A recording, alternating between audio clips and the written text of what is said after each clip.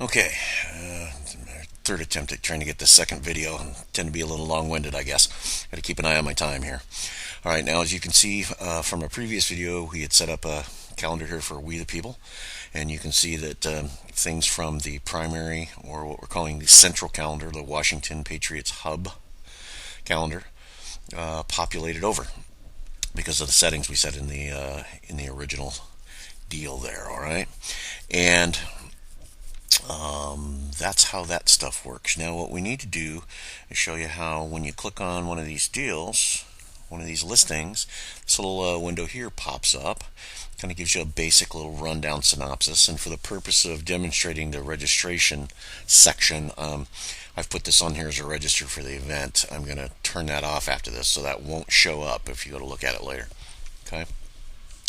There's also a more button. Now, the registration button allows people to register by their ticket if it's a charge or whatever. All right. More button will bring up the more details, the actual event page. As you can see here, I'm going to put this in view mode here real quick so you can see what that looks like. This is what the way the general public would see it, and you can see now the event is here. This option right here doesn't show up to them because it's an edit, right? But that shows the event with all the details, and this part here is all done in a regular HTML editor that you're familiar with for the content, if you've ever seen it. All right. This section here allows people to export it to their desktop. In other words, put a small contained file, this notice right here, on their desktop, which would be a almost like a link to if you were saved a Word document on your desktop. Okay, that's how that'll work.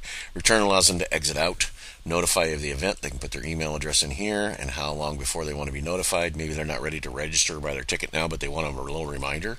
Well, hey, remind me a week before, and here's my email address. Click that, and bang it over. There you go. See how that works? And then the RSVP section. Whether or not you're attending, they can change it here as well. Not attending, intending. Pick that and confirm, and it will do that. All right. RSS feed if they want to keep track. There's that again, or if they want to print out a copy, that's there. All right. So at this point, this person is going to register for the event. So we're going to click on that real quick, and hopefully that'll come up. There we go. All right. And it's telling me that I've already registered for the event. But this is the form that would come up, and they put in their name and their email address and their phone number. All of these red asterisk areas are required, and that allows you to contact them, especially if you're charging for an event. You want a number to be able to get a hold of people to say, hey, your credit card didn't process right, or hey, there's a change, or whatever. All right, you want to be able to get a hold of people other than just email addresses. Sometimes you need to get a hold of them fast. Phone number is important. Anybody who's involved in one of these organizations or going to one of these events isn't going to have a hard time giving you an email address if they've already given you a credit card. All right.